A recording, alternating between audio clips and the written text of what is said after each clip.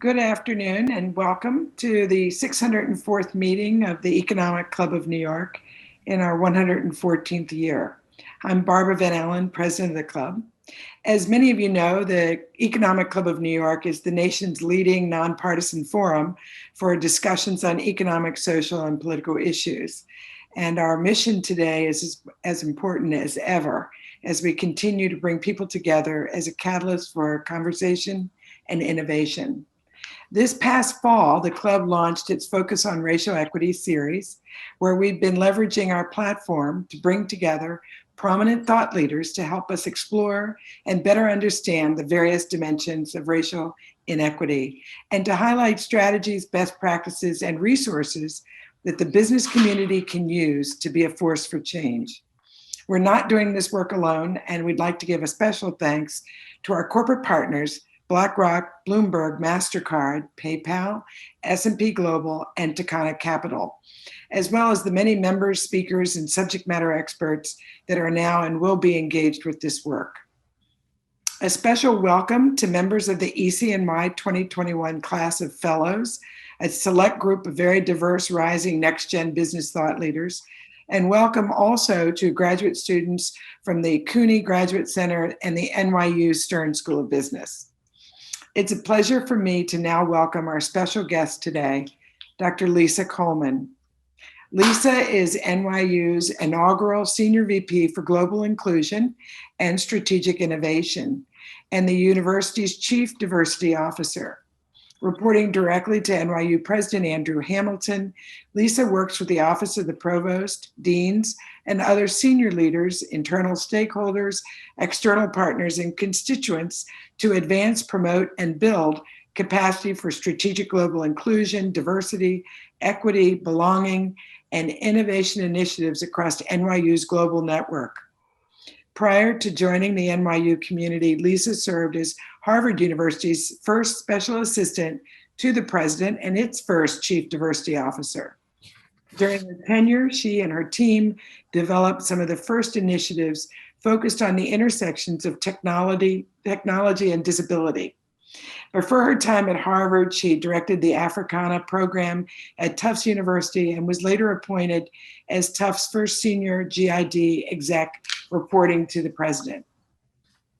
Lisa earned her doctorate in social and cultural analysis, American Studies from NYU, and 3 master's degrees from Ohio State University in African and African American Studies, Women's Gender and Sexuality Studies, and Communication Studies. Her undergraduate concentrations included sociology, anthropology, and computer science. The format today will be a conversation, and we're so fortunate to have club trustee and managing partner of Recognize, Charles Phillips, doing the honors. We will end promptly at 2:45, and as a reminder, this conversation is on the record, and we do have media on the line. Without further ado, Charles, the mic is yours. Great. Dr. Coleman, thank you for joining us. This is really an honor to be interviewing you here, and anyone who can get 3 master's degrees at once is a hard worker for sure. Let's start at the beginning, because I think we want to level set some. You can tell me if my numbers are a little bit right, but at least from the data that I have, the college presidency is overwhelmingly white, about 58%. White women make up about 25%. Men of color about 11.8%. And then women of color 5%. So probably hasn't changed much from the data that I have, but it's something in that neighborhood. So why do you think that is? Is it changing?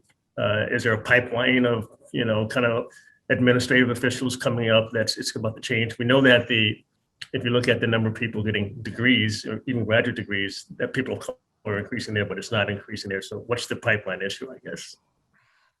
What a great question, Charles. And thank you to the club, and thank you to you and everyone for inviting me. And thank you for being here today, to the members who are attending.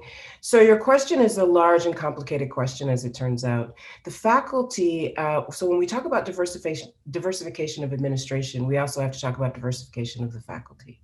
Because as you may know, what's underlying a number of those statistics when we talk about persistence to leadership, presidencies, and senior academic officers, et cetera, within higher education education institutions, many of those appointments come through the faculty ranks.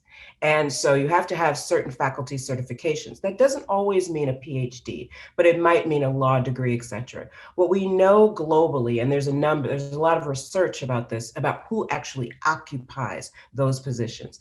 And what we know is about 44% of those people who occupy those positions have social science degrees. So that means they're combining to some degree, right, this work of culture, examination, et cetera, with science. And then it's split up, 11, 14%, et cetera, across the humanities and the arts. And so when we think about leadership again, we have to think about from whence they're coming. So what do those pipelines look like? And if you've done your faculty research, which I know you have, you know that those pipelines look very much like the administrative pipelines. So let me just backtrack and say this. There was a White House project report in 2010 that was undertaken to look at persistence toward the presidency, both in terms of gender and race.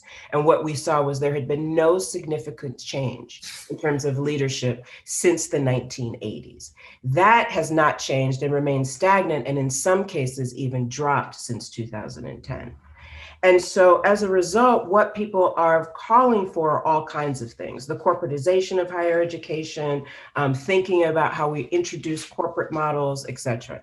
What I would say is that some of those models have been introduced to think about recruitment models, for instance, and best practices, thinking about how you use algorithms. We actually create the algorithms, so it's a good place for us to start. And then to think about the research that bears upon retention, recruitment, et cetera. I think the next part, and I say this often, is in higher education, we love to profess, but we don't always bring that professorship and learnings back into the institution. So we have as much work to do as corporate America. But later I'll talk a little bit about what I think we can do to improve those pipelines, and also partnerships that I think will help improve those pipelines as we go forward. Are there any differences between different classes of universities, state schools versus Ivy League or smaller colleges? So is any bright spots we can look at? Yes, absolutely. I'm glad you mentioned that. So when we look at the shifts in higher education, lots of people are talking about the higher education cliff. What that means is decreased enrollment. We've seen that over the last 10 years, and certainly by the time we get to 2027, we know that we will see decreased enrollment for a number of reasons. Some of that just has to do with population, not necessarily numbers of people going to school and the drop off of the baby boomer generation, et cetera. So there are real things that universities have had to look at. So what we're seeing, yes, there are real differences between liberal arts colleges. I sit on a liberal arts board, community colleges, Ivy institutions, Research One institutions, and these classifications are very significant to how you get appointed as a faculty member. So for instance, if you're at a liberal arts institution, many of those institutions are what we like to call our teaching institutions. So you're going to do some research, but the heavy lift is really going to be in the teaching. Community colleges, similarly. At Ivy institutions, the Harvards, the Princetons, the Yales, and the little Ivies, the places like Williams, right, Swarthmore, et cetera. Those kinds of institutions, heavy emphasis on research. So you have to produce a lot of research, you have to create partnerships, and you have to get funding for those often. And we know that there's a depression of funding for people of color, particularly Blacks in the research community as well. So when I talked about the compounding factors that impact that pipeline, if you aren't able to produce as much research, then when you go through the tenure track evaluation, and at most schools, the tenure track evaluation is at 2 years, 4 years, and 6 years into your 7th year. If you're unable to get those research opportunities or get the necessarily, your teaching evaluations are full of bias because no one's ever seen a person of color in the front of the classroom and you're teaching at a predominantly white institution, then we have some real challenges because the evaluations processes have some bias laden within them. We at NYU, we've been working and looking at those biases. I actually started this work at Harvard. There are a number of institutions that are looking at this, both at the recruitment, retention, and then most importantly in the climate. What is happening in the climate? And I'll give you one example of some things that universities have done and that we're doing. One of the things that we know that works is something called cluster or cohort hires. So you hire a group of people simultaneously. What does this help with? Things like isolation. So if you only hire one person, we know that one person is more likely to fail. They will be questioned about fit. They will be questioned about their leadership acumen, etc. But if you hire a cohort of people, and this is called critical mass, usually about 30% of whatever you're trying to accomplish, that 30%, right, can make significant changes and actually also provide supports for one another. We saw this in the Obama administration when the women bonded together and created the reference circle, which was when men would take the women's ideas and repeat them as their own. The women decided to create a circle. And what they did is every time that there was a reference made by a woman, and if someone else picked it up, they would say, oh no, Jane, thank you for your contributions. Do you want to go back to your earlier point? And thus allowing for credit, A, and also allowing for the expansion of the idea, and also obviously bolstering women's credibility, validity, et cetera, in the conversation.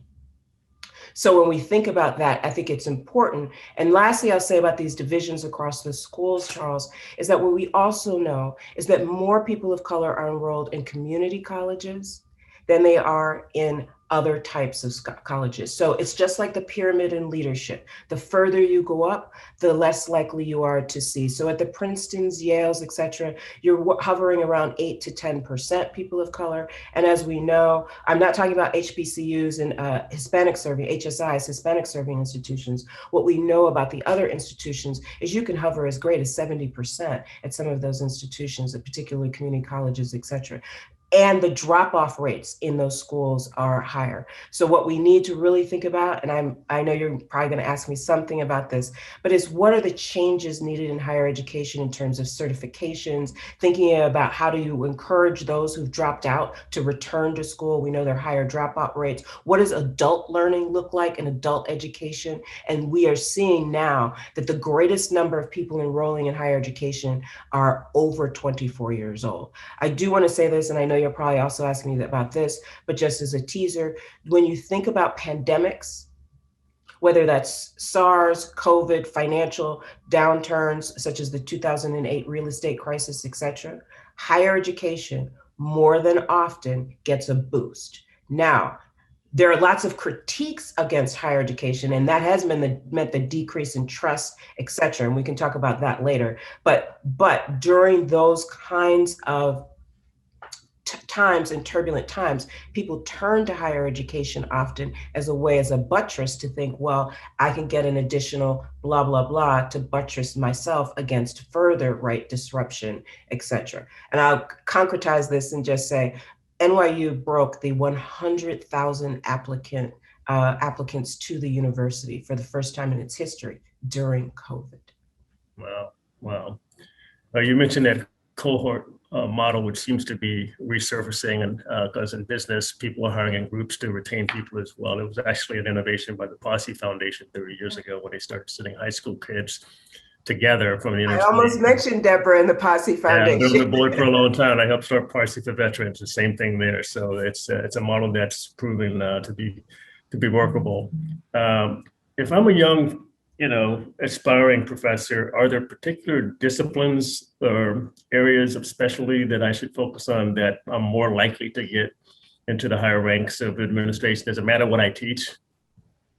I wish I wish it was as predictable as that. Unfortunately, the academy, as I sort of mentioned earlier, when we look at who's rising to the presidency, what we know is that for the most part, we still see academic appointments, although we are seeing the shakeup and seeing some business leaders who particularly have run either foundations or academic kinds of organizations, right? A Posse, for instance, right? Those are the kind of people who might pivot back into higher education. There's also something called the PhD project, which is actually to help business people who are have been historically marginalized professionalize and help them get into the teaching ranks. This has been particularly effective if you think of professional schools, business schools, and in some cases, some outreach to law. So we are seeing some of that in terms of the transition.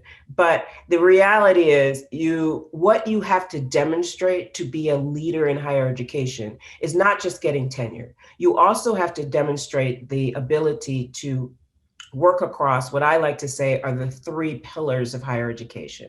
One is knowledge production. So that is all about working with the faculty, thinking about how they are producing knowledge, what is being instilled in the curriculum in terms of the students teaching. How are people teaching? You often have had to have proven yourself in the classroom in some form or another. Because remember, to be the highest leader of an educational institution, you have to show your commitment to education.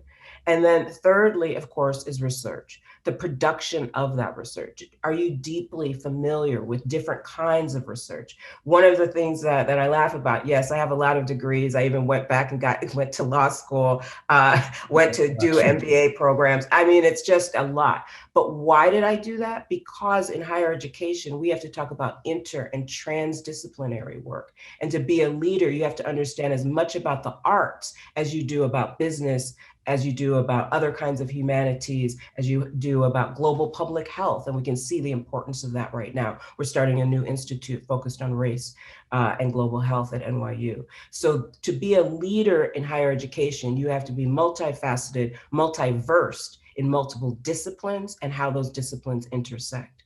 So what do those pipelines, to go back to what you said, look like for particularly for Black people?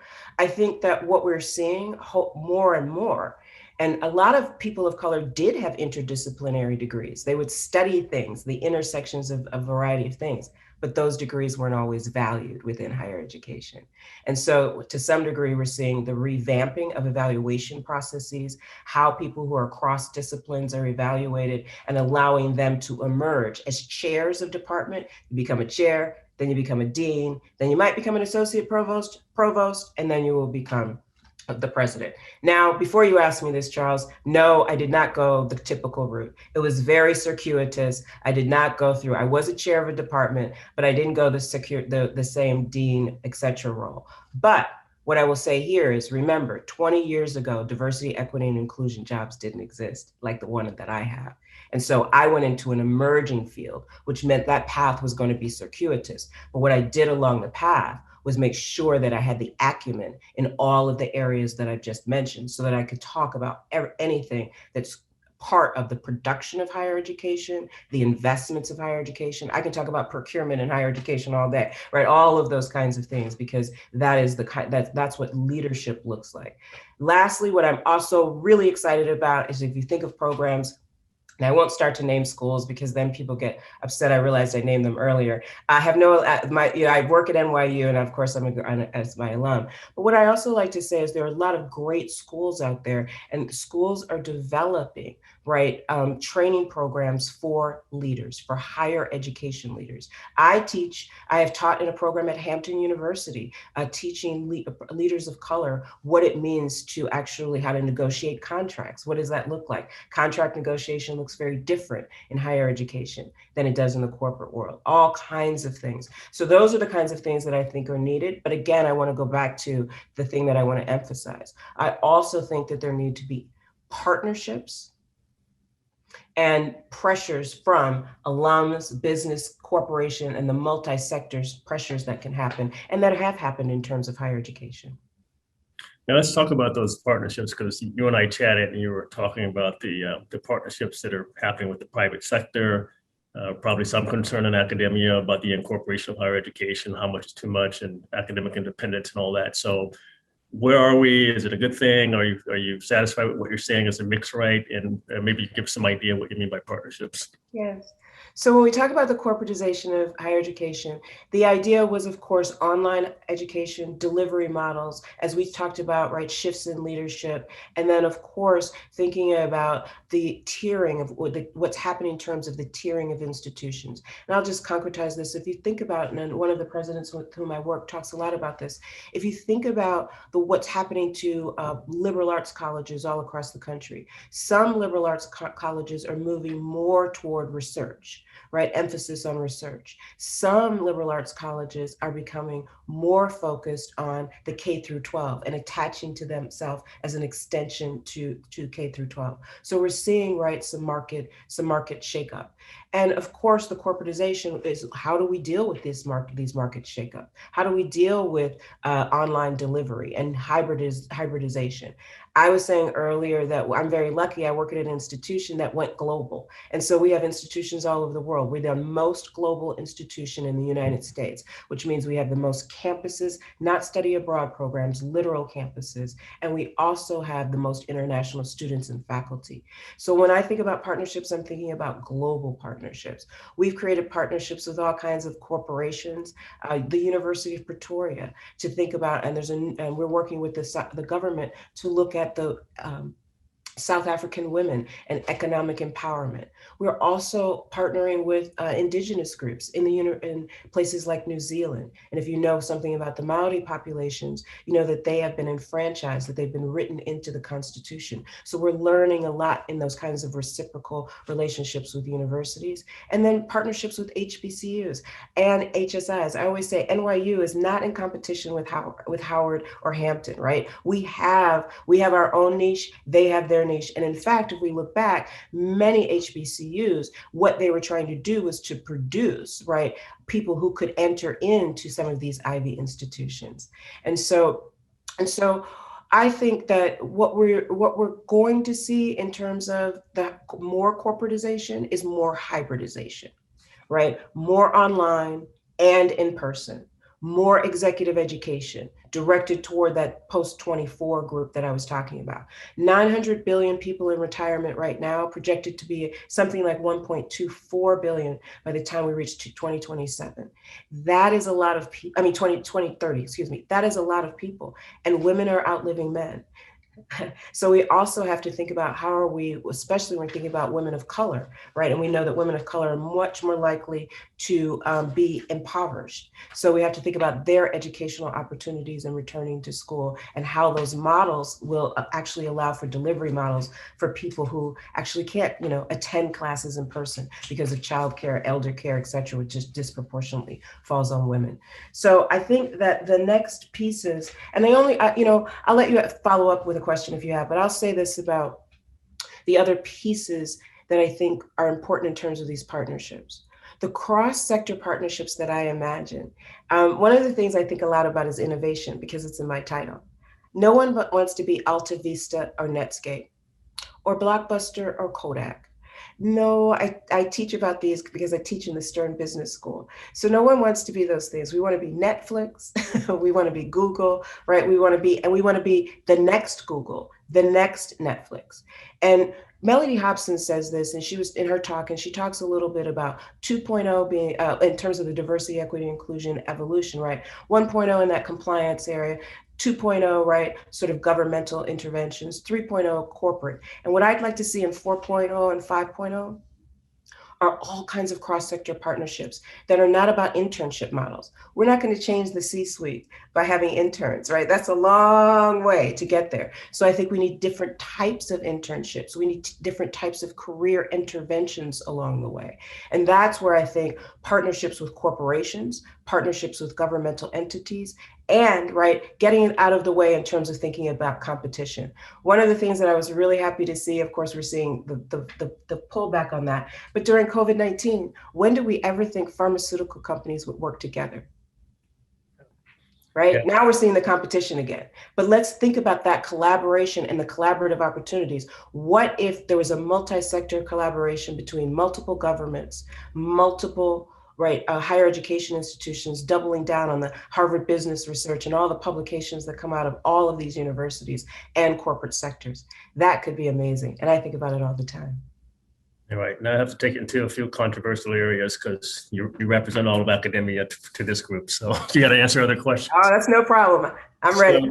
One of the debates that we're having, certainly here in New York, at the high school level around specialized high schools is, the value of a test. Should someone be admitted to an academic institution because they passed a single test, or should it be multiple factors? I'm not sure how NYU does it, but can you just talk about the value of a test in any of these institutions, how you think it should work? I had the great fortune when I was at Tufts University to work with a researcher by the name of Robert Sternberg. And Robert Sternberg had developed this new testing model, which was called WICS at the time. And it's really now become part of the holistic way to evaluate students. Because to your point, the way that students were often evaluated wasn't just GPA, it was very much about these ACT, SATs, et cetera scores. What we've seen across higher education is many, many schools have either eliminated them or they are put within what I just said is called that holistic application process. And I'll tell you what that consists of in just a moment. So that has been a slight shift. But Charles, I'm not gonna pretend like those SAT and ACT scores don't matter. They matter a lot. They matter in terms of rankings. That's why we see them still in things like the Princeton Review or the USA, all of those reviews of colleges and colleges and universities. But what I would like to say is one of the silver linings of COVID is we had to eliminate ACT and ACT and all those because people couldn't take them. So I actually think there are going to be some great studies that come out of this cohort, right? These cohorts that will allow us to rethink what those tests look like and the models in terms of that testing process. Now, are we going to abandon the test? That's what people ask me. Well, to me, it's like asking, are we going to abandon brand? I can't answer that question, right? Blockbuster's brand died, but Netflix is on its rise. So, and everybody wants to be part of it. So I think that brands, right? And we think about universities have brands as well. What I also do think though, and goes back to what I was saying before, is I also think that we will see some shifts in just the educational model, delivery models, right? More executive education, more sort of certification. And those are just, you can see they're popping up all over the place, right? So that you can return for a limited engagement, get that, whatever it is, and then go back out. And certainly we have that. And I think the schools that have a plethora of options will meet that plus 24, right, group a lot better. But there are real challenges, and higher education is on a bubble, right? Some people have said we're like the real estate market before it crashed. Well, I don't know if we'll crash quite that hard, but we have some serious work to do in the next 10 years. Has the value of a college degree deteriorated over the last few years? Because there's an effort underway that a lot of companies have over-credentialized jobs, requiring a degree when you don't need one for that particular job. And at the same time, you have a lot of people getting degrees that aren't that helpful in terms of salary or lifetime earnings, or they're going to for-profit colleges, whatever it is. So do you think everyone should go to college? How do you look at that? And is a degree the same as it was 20 years ago? Yes.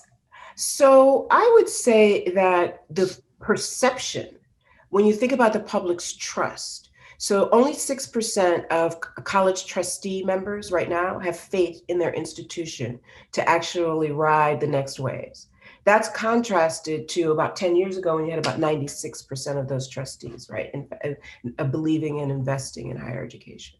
So I would say that, yes, there has been a drop off in the public trust. Some of the things that we've already talked, we can talk about the cost of higher education. Then, of course, what does it provide in terms of skills?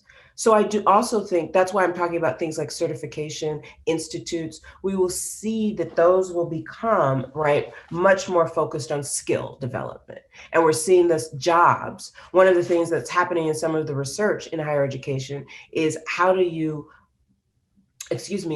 redo models of recruitment. If you think about the symphony where you now, right, have a screen when you actually audition, right? And we've seen the diversity of the symphonies and the way they've been able to diversify. So thinking about that research and how that bears upon this work. But I do think Like I said earlier, some schools that are not developing online certification, asynchronous learning, all of those things, they're going to have a hard time and thinking about the board that I'm on for my liberal arts college. They've redone their entire career center and linked it to 3 major cities and businesses. Those are the kinds of things that are going to happen. And they're outpacing their peers as a result. So because they can say, we have a delivery model, we're partnered with these organizations, this is what you can get as terms of outcome and skills. And so I think we'll see a lot more focus on that. But that doesn't mean that some schools won't close. Some schools will change. I want to just give one concrete example. When you think about women's schools, there have been a lot of challenges, and I'm not talking, well, there have been challenges to the Wellesley, the Smith, et cetera, but I'm talking less prestigious schools. So I lived in Massachusetts for a long time because I was at Harvard for a long time. And one of the schools there is called Pine Manor College.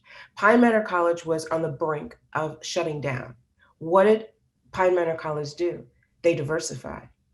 They have a student body now that's more women of color. It was a predominantly white girls' school. And they changed their market. They changed their outreach. And now their endowment is up. They've changed, right? So that's what I mean. And thinking about when people talk about changing demography, we have to think about what that's going to mean and the disruption to all kinds of industries, including higher education. You probably had a lot of learnings over the last year from COVID. What's been the feedback from the students? Did they learn as much as they would have in the classroom? Do they prefer it now?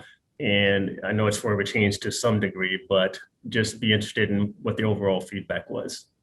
Yeah, the students are very excited, I have to say, to return. And we had some students who didn't want to leave. And so that's been, it's been interesting to watch. And that's not to say that some students don't want to stay and learn in the other way.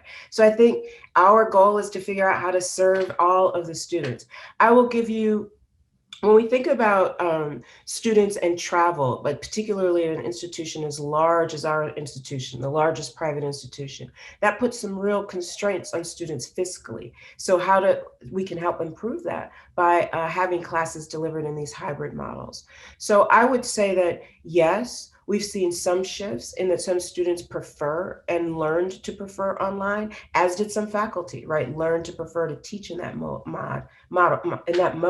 But I think what we will see going forward is just a shakeup in the market. But it won't be totally what people thought when the beginning of MOOCs started, right? Online education. People thought, well, everything's going to go to online education. That's actually not what we've seen. And what we've seen is people actually want to return to things in person. I'll say this, right? It's one of the ways people love the arts. We love music. We love going to the theater. That's not the same experience online for a lot of people. And I had just asked a group of business leaders, I said, how many of you want to return to in person to going to the theater? Yes, right? And so in some ways, that's the same kind of learning that happens in school, because remember, in higher education institutions, it's not just the learning in the classroom, it's the learning from your peers, it's the learning that you do in those labs and sharing information. It's all of those kinds of things that happen. And that peer, right, which goes back to thinking about critical mass, that's really important to have that kind of peer learning and engagement. And some people just don't do as well online. And I'll end my speech here is to just say that when you think about people with disabilities and the impact on people of color and the intersections there, we really do have to think about online delivery models and what that will mean for people who don't have certain kinds of abilities. And that those are also the things that we already know people with disability.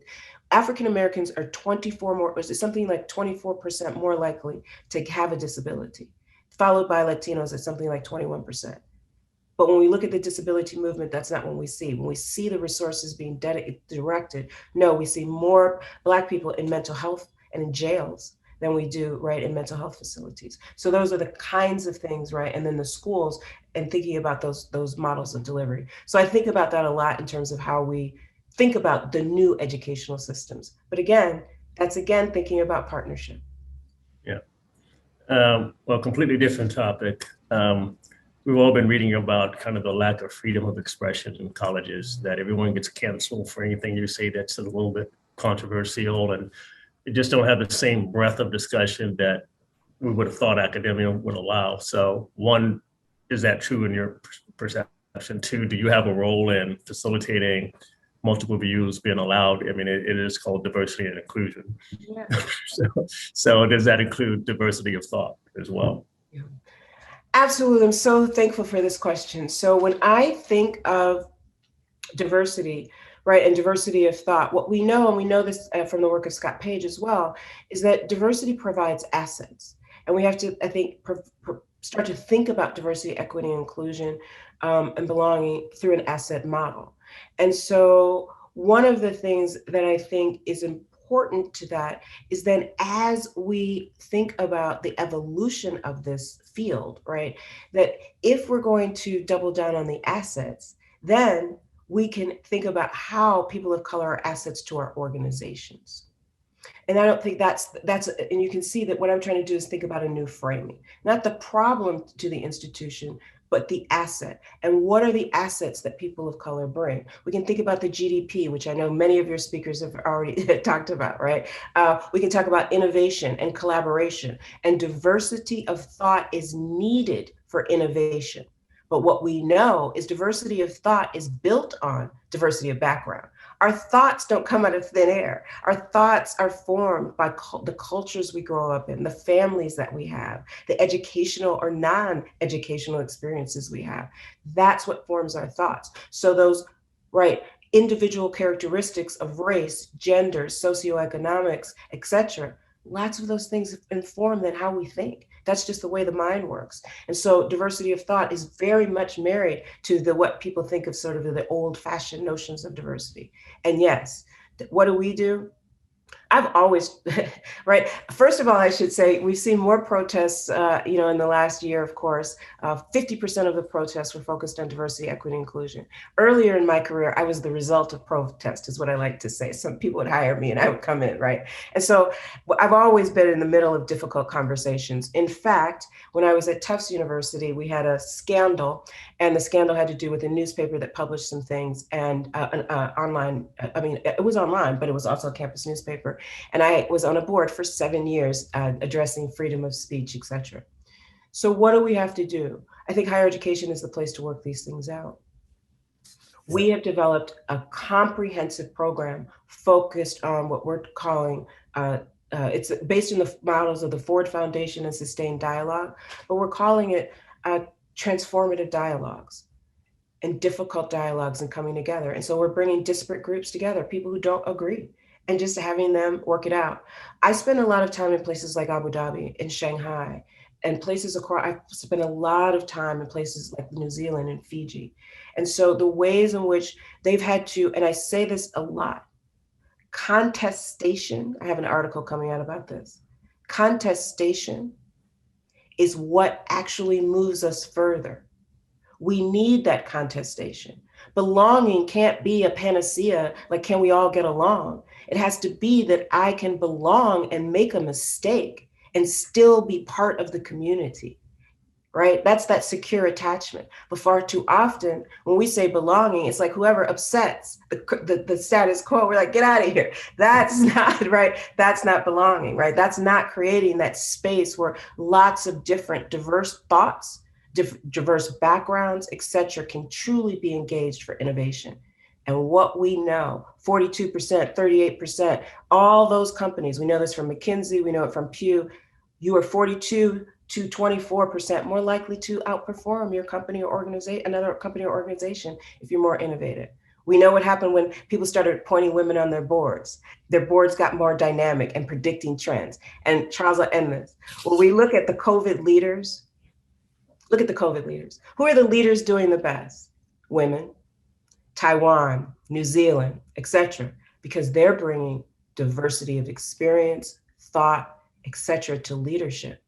And that's why they've done better during this COVID-19, and you can track it globally. So innovation is tied to diversity of thought, and of course, it is tied to those individual things that make us who we are. The last question is, what's next for you? You're in a role that essentially is a new role you created. Does this role allow you to get to be a president of a university? Or how do people think, how does this fit in the whole academic hierarchy? Since we're business people from the outside, how does it work? Yes. Oh, well, of course, as you can imagine, there are quite a few people who are asking me to be a college president. That's what happens when you get to these levels, to be sure. And of course, then you have to decide what type of school you would like to be a president of, et cetera. We shall see what the future holds for me individually. Right now, I'm very happy at NYU. As you said, I've just started this about 3 years ago, and we're just getting started. But I think what's next for me is, and I know you're having Dr. Henry Louis Gates speak with you and some others. So the other thing I do is I think a lot about institutes, right? And what institutes can do, those institutes that bring collaborative resources together. We have a makerspace that we just created here at NYU. We brought our School of Engineering, our business school, our Steinhardt School for Education and their media labs, as well as our Tisch School for the Arts to bring the creatives together. We've made a new institute. So when I think about what's next for me, I think it's to create something like that. It's like Henry Louis Gates Institute. And this is no slight to Gates. He's doing a fantastic job. It's just I have a different vision. And so an institute on steroids that brings together corporate, governmental, and partners. We just started something called Be Together, a new initiative. And we've brought together a lot of people. We have 35 different committees, and all they're supposed to do is incubate and come up with new ideas. And then we're going to figure out how we get the funding, how we do the next steps. So that's part of what we're trying to do. And so when I think about what's next for me, it's to build those kinds of collaborations. And the last thing I'll say here, and it's not just with NYU, I want to work with all kinds of institutions. We have partnerships with Howard, Hampton, Spelman, et cetera. So how do we make that really real? And if we're going to do things like address the sustainable goals, we're going to need multi-sector, transdisciplinary approaches, and we can make our future better. I sound a little Pollyanna, but I really do think with those kinds of efforts, we can do an amazing job and improve the outcomes for all people of color and all members of diverse populations and the intersections. Dr. Coleman, thank you so much for doing this. Very insightful comments and giving us your perspectives. So we learned a lot. So thanks again for participating. Thank you. And best of luck. Thank you. Barbara. I'll second that. Yeah, many thanks to you both. That was really an inspiring conversation. Much appreciated. I want to just share with everyone that we have many great speakers lined up. And as always, we encourage you to invite guests to our events. Next up, as mentioned a minute ago, we have the president of Howard University, Dr. Wayne Frederick, May the 20th. He'll be followed by Darren Walker, who's president of the Ford Foundation, on May the 26th. We're thrilled to have Larry Summers and Gled Hubbard coming back to join us again, and that will be May the 27th, always popular with our members. Lyle Brainerd, who has spoken to the club before several years ago, will be joining us, a member of the Federal Reserve System Board of Governors, on June the 1st. And then a new addition to the schedule, which we're excited about, that is scheduled for June the 8th, is the Metropolitan Opera General Manager, Peter Gelb, in a conversation with President and CEO Henry Timms. And by the way, their interviewer will be Rachel Moore, who is the CEO of the Los Angeles Performing Arts Center and also a trustee of the Economic Club of New York. And actually many more to come. So please stay tuned. Again, if you have a guest and would like to, if you are a guest today and would like to become a member, just email the club on the address seen on the screen and we can take a look at that. Finally, I'd like to take a moment to recognize those of our 333 members of the Centennial Society who have joined us today, as their contributions continue to be the backbone of support, financial support for the club, and help enable us to do this and other programming. So thank you again. Thanks to both of you, and please stay healthy and safe.